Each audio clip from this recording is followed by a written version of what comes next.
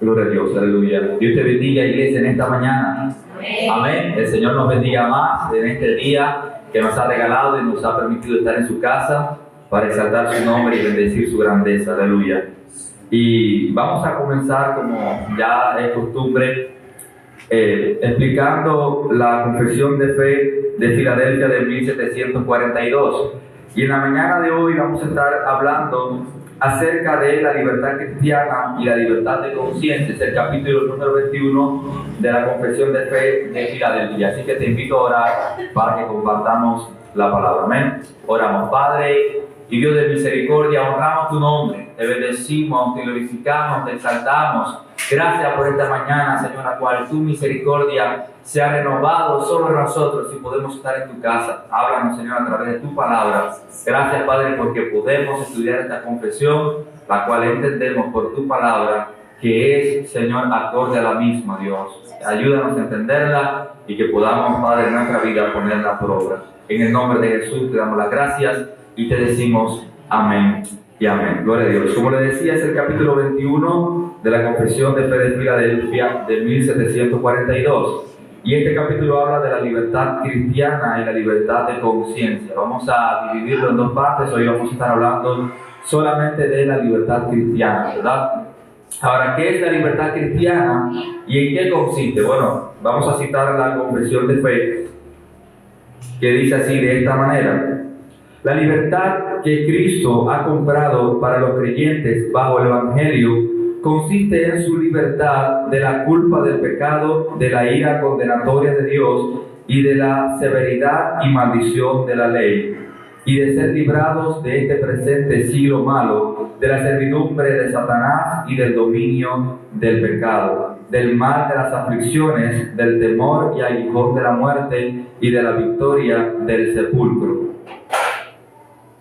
y de la condenación eterna. Amén. Esto es básicamente de lo que trata la libertad cristiana, pero en esta mañana lo vamos a desglosar un poco más ampliamente, lo vamos a ver en la Escritura. Ahora, esto se divide en 10 partes fundamentales.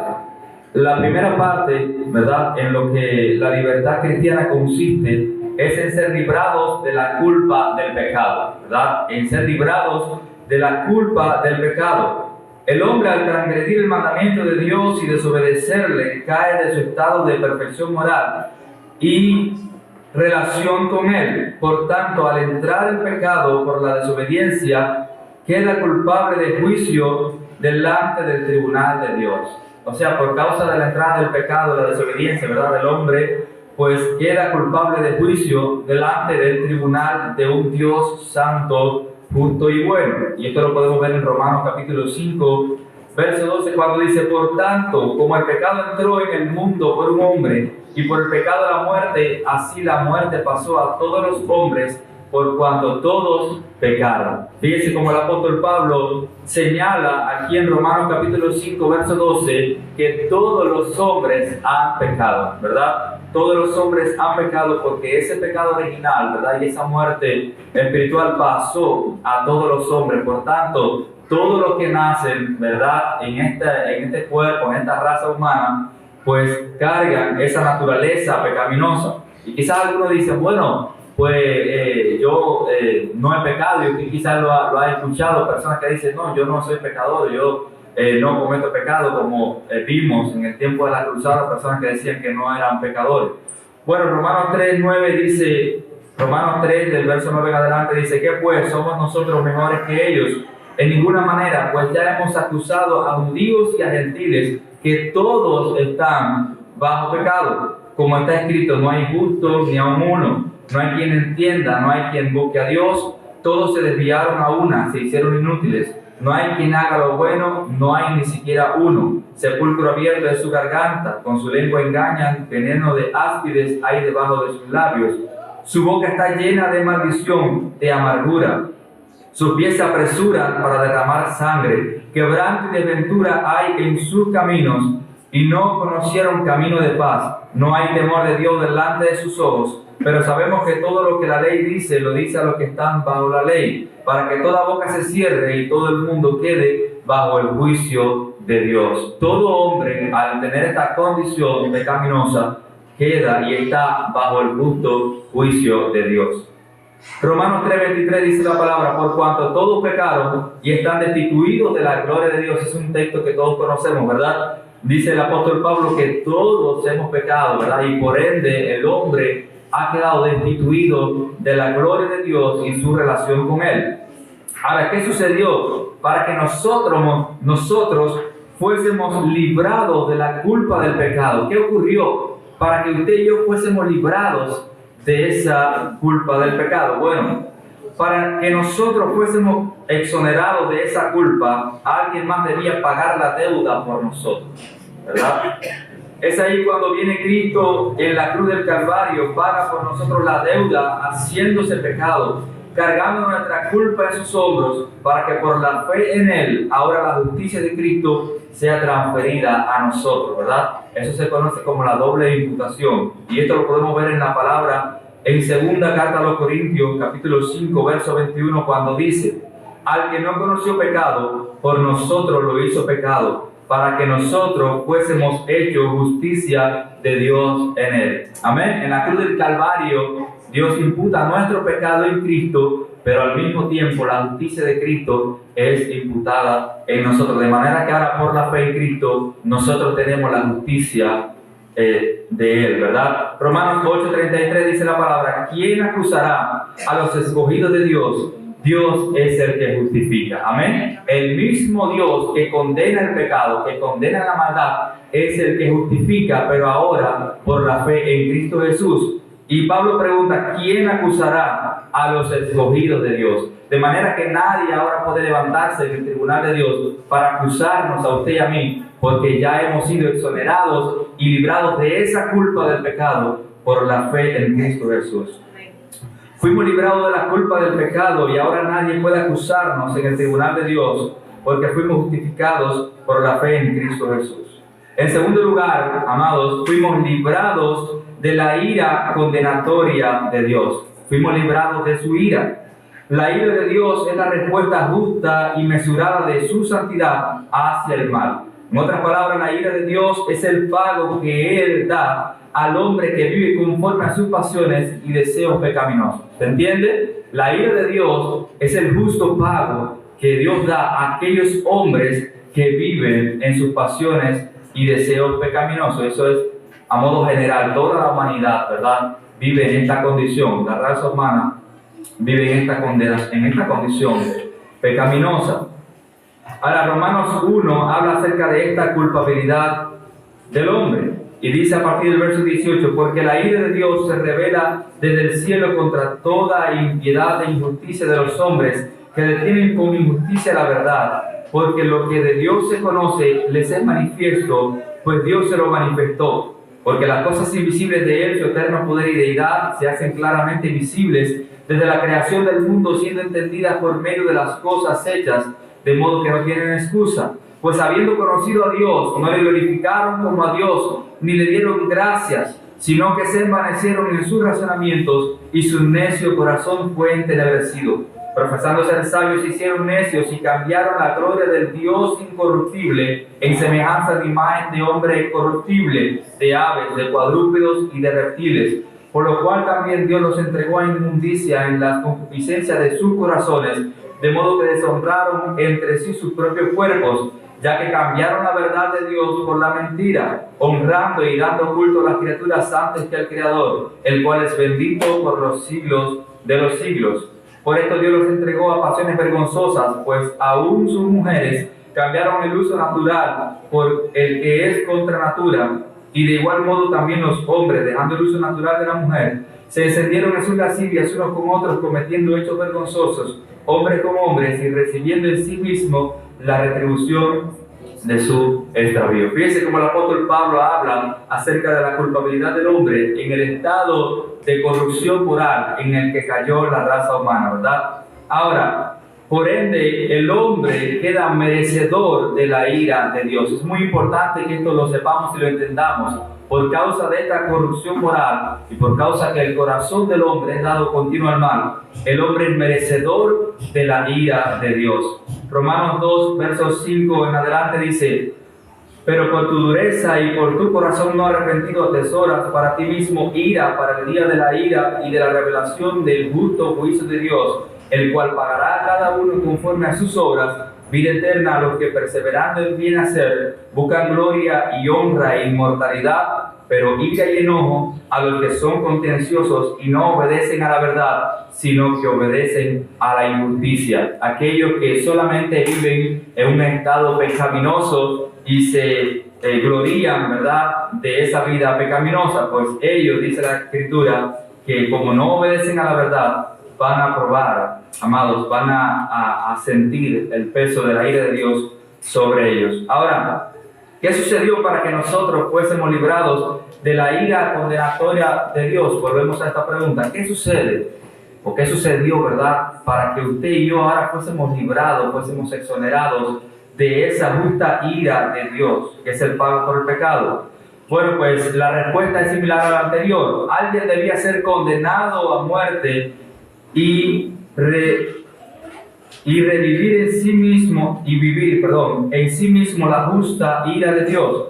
Lo volvemos a repetir. Alguien debía ser condenado a muerte y recibir en sí mismo la justa ira de Dios. Amado, solo Cristo pudo hacer esto. Solo Cristo pudo ocupar ese lugar. Fue por nosotros condenado a muerte y soportó en la cruz la pura y justa ira de Dios. ¿Se entiende? Solamente Cristo podía soportar la ira condenatoria de Dios y la soportó. Y fue derramada la ira de Dios sobre Cristo en la cruz del Calvario. Ahora dice Romanos 3:25, a quien Dios puso como propiciación, muy importante este término, a quien Dios puso, está hablando de Cristo, ¿verdad?, puso como propiciación por medio de la fe en su sangre para manifestar su justicia a causa de haber pasado por alto en su paciencia los pecados pasados. Fíjense como el apóstol Pablo señala y enseña que Dios puso a Cristo como propiciación por nuestros pecados. Y esta palabra propiciación significa, es la ira, ¿verdad?, aplacada, la ira de Dios aplacada. En el Antiguo Testamento se hacían sacrificios como propiciación por el pecado, de manera que la ira de Dios quedaba aplacada momentáneamente, pero era solamente momentáneamente, ¿verdad? Ahora, el sacrificio de Cristo es una vez y para siempre, cuando es aplacada la ira de Dios, ¿verdad?, sobre nosotros. El sacrificio de Cristo en la cruz por sus escogidos quitó la ira condenatoria de Dios para siempre, y de ella fuimos entonces usted y yo librados. ¿Te da gloria a Dios por eso? Por causa del sacrificio de Cristo en la cruz, ¿verdad?, ahora usted y yo hemos sido librados de esa ira condenatoria. Dice Juan 3:36, el que cree en el Hijo tiene vida eterna, pero el que rehúsa creer en el Hijo no verá la vida, sino que la ira de Dios está sobre él. Gloria a Dios que usted y yo hemos creído en el Hijo de Dios y por causa de esto fuimos librados de esa ira condenatoria. Pero aquellos que no creen en Cristo Jesús, pues ellos recibirán en sí mismos esa ira de Dios derramada sobre ellos. En tercer lugar, fuimos librados de la severidad y maldición de la ley. Cuando escuchamos hablar sobre la maldición de la ley, algunos pudieran pensar que la ley es mala en sí misma. Pero vamos a ver qué nos enseña la Biblia acerca de la ley. Bueno, Romanos 7, versículo del 7 en adelante, dice la Escritura: ¿qué diremos pues?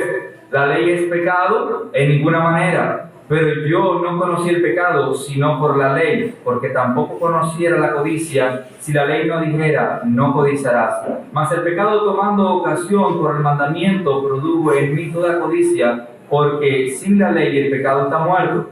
Y yo sin la ley vivía en un tiempo, pero venido el mandamiento, el pecado revivió y yo morí. Y hallé que el mismo mandamiento que era para vida, a mí me resultó para muerte, porque el pecado, tomando ocasión por el mandamiento, me engañó y por él me mató.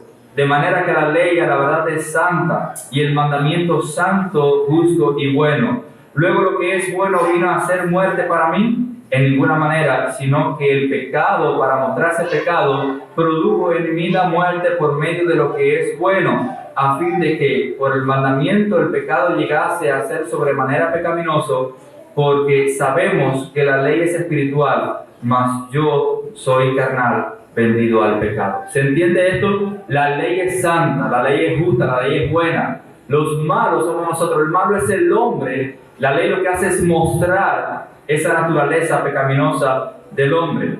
Ahora, ¿por qué el hombre está bajo la maldición de la ley? Si la ley es buena, si la ley es santa, es justa. Entonces, ¿por qué el hombre queda, verdad, bajo la maldición de la ley?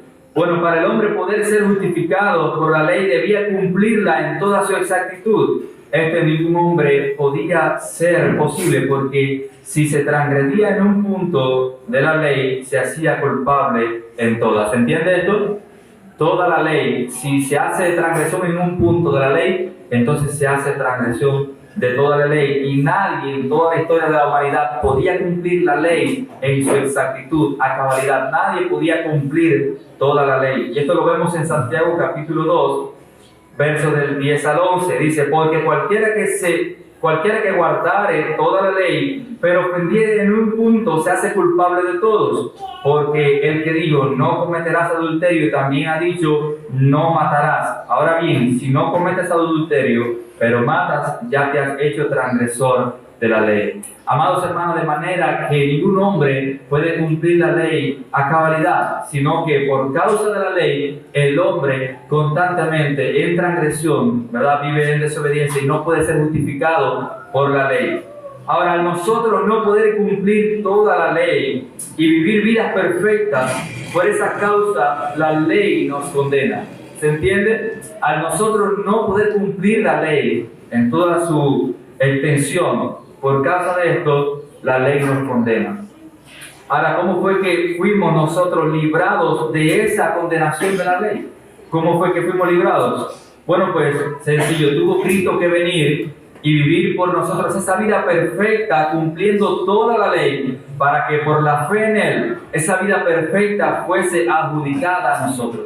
¿Se entiende? Cristo vino y vivió esa vida perfecta, cumplió toda la ley, para que viviendo esa vida perfecta, ahora por causa de la fe, esa vida perfecta fuera adjudicada a nosotros, y nosotros es como si hubiésemos vivido la vida que Cristo vivió. ¿Se entiende? Al no poder nosotros vivirla, Cristo la vivió por nosotros. Y alguien dijo en una ocasión, Cristo vivió la vida que nosotros no podemos vivir y no podíamos vivir, y soportó la muerte que nosotros no podíamos soportar. ¿Se entiende eso? Cristo vivió por nosotros la vida que nosotros no podíamos vivir y cumplió así toda la ley.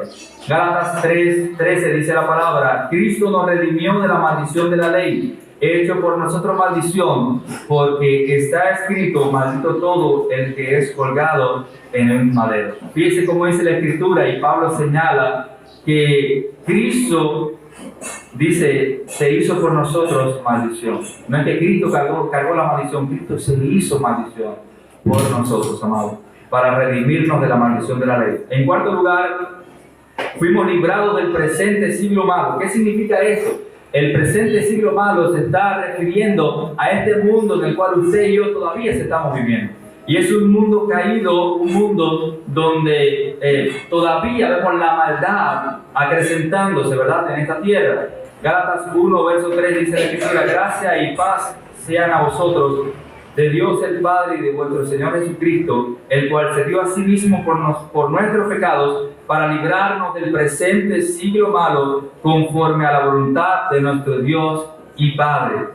Cuando la Biblia dice que Cristo se dio a sí mismo para librarnos del presente siglo malo, no quiere decir que nos sacará de este mundo. ¿Se entiende? No está diciendo que Él nos va a sacar de este mundo, sino que nos librará del poder del mal que está en Él. Cuando Jesús oró por sus discípulos y también nos incluyó a nosotros en esa oración, Él oró del modo siguiente, en Juan 17:15. Dice la palabra: no ruego que los quites del mundo, sino que los guardes del mal. Usted y yo somos librados del presente siglo malo, de la maldad que hay en este mundo, ¿verdad?, en el cual todavía el enemigo de las almas está operando en esta tierra, cuando dice la palabra y enseña que Satanás, ¿verdad?, es el Dios de este siglo. Jesús oró que se nos librara del mal, porque el presente siglo malo es una era en que Satanás le es concedida libertad para enseñar, para engañar y destruir. La Biblia dice, el mundo entero está bajo el maligno. Eso lo encontramos en 1 de Juan 5:19. Este maligno es llamado el Dios de este siglo y su principal objetivo es cegar a las personas para que no vean la verdad. El Dios de este siglo cegó el entendimiento de los incrédulos para que no les resplandezca la luz del Evangelio de la gloria de Cristo. Esto lo vemos en 2 Corintios 4:4. En quinto lugar, Cristo nos ha librado de la servidumbre de Satanás. Esto lo podemos ver en Efesios 2, verso del 1 al 2, y dice: y Él os dio vida a vosotros cuando estabais muertos en vuestros delitos y pecados, en los cuales anduvisteis en otro tiempo, siguiendo la corriente de este mundo, conforme al príncipe de la potestad del aire, el espíritu que ahora opera en los hijos de desobediencia. Fíjense como el apóstol Pablo enseña, ¿verdad?, que aquellos que todavía viven conforme a su deseo pecaminoso están todavía bajo el dominio del príncipe de la potestad del aire. Colosenses 1:12 dice: con gozo dando gracias al Padre que hizo aptos para participar de la herencia de los santos en luz, el cual nos ha librado de la potestad de las tinieblas y trasladado al reino de su amado Hijo, en quien tenemos redención por su sangre, el perdón de pecados. Hechos 26:12 dice la Escritura: para que abra sus ojos, para que se conviertan de las tinieblas a la luz y de la potestad de Satanás a Dios, para que reciban por la fe que es en mí perdón de pecados y herencia entre los santificados. Y por último, Colosenses 2:15 dice: y despojando a los principados y a las potestades, los exhibió públicamente, triunfando sobre ellos en la cruz. Cristo triunfó sobre el maligno, ¿verdad?, y nos ha arrebatado de su dominio.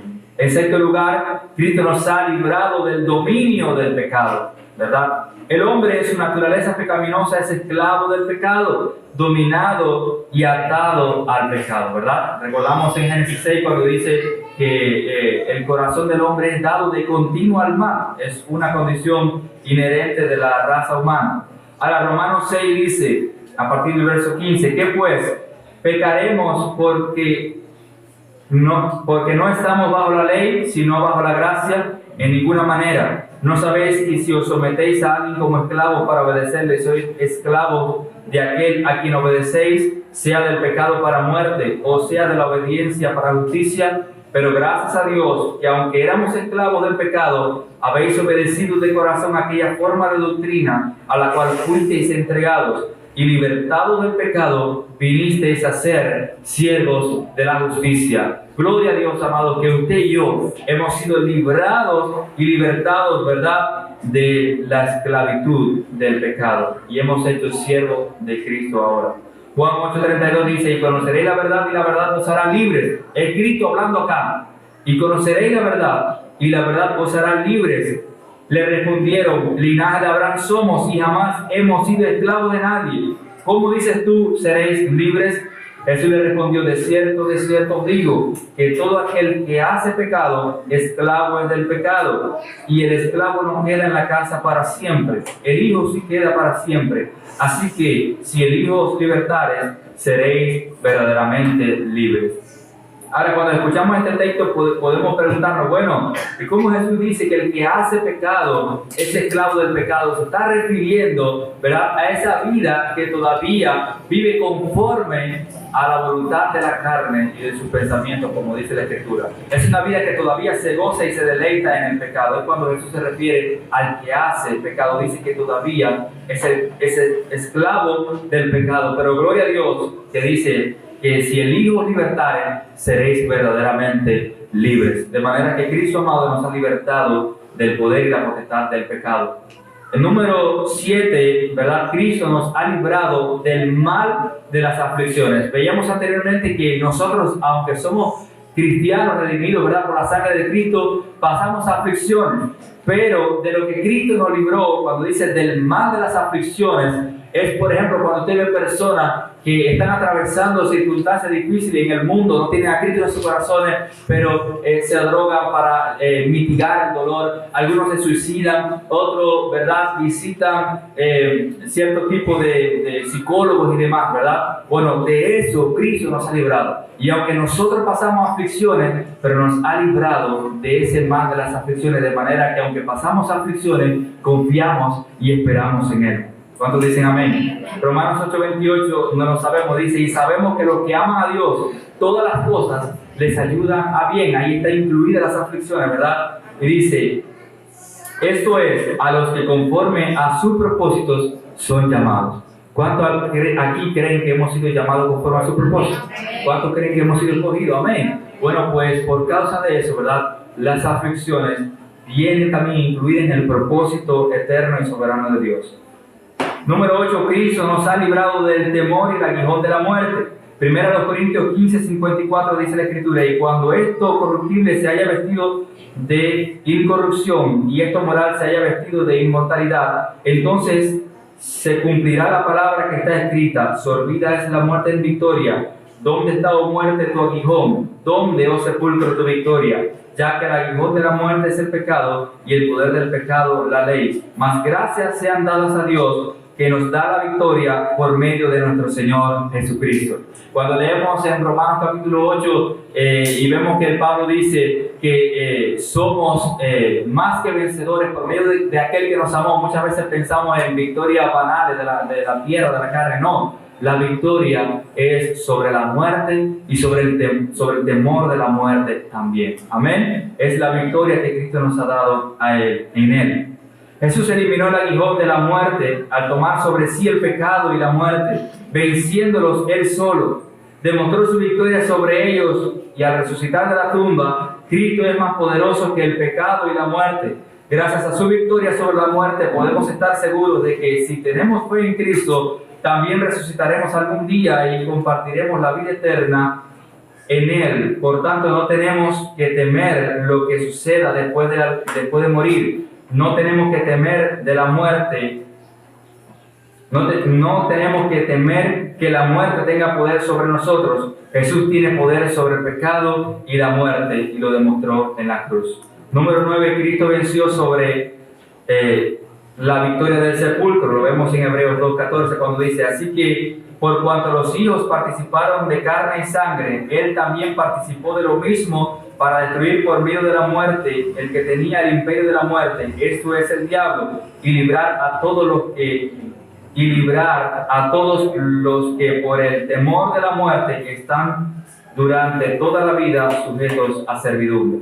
Y en último lugar, Cristo nos libró de la condenación eterna. Primera a los Tesalonicenses 1:10 dice la Escritura, y esperar de los cielos a su Hijo, el cual resucitó de los muertos, a Jesús, quien nos libra de la ira venidera. Romanos 8:1 dice la palabra, ahora pues, ninguna condenación hay para los que están en Cristo Jesús, los que no andan conforme a la carne, sino conforme al Espíritu, porque la ley del Espíritu de vida en Cristo Jesús me ha librado de la ley del pecado y de la muerte.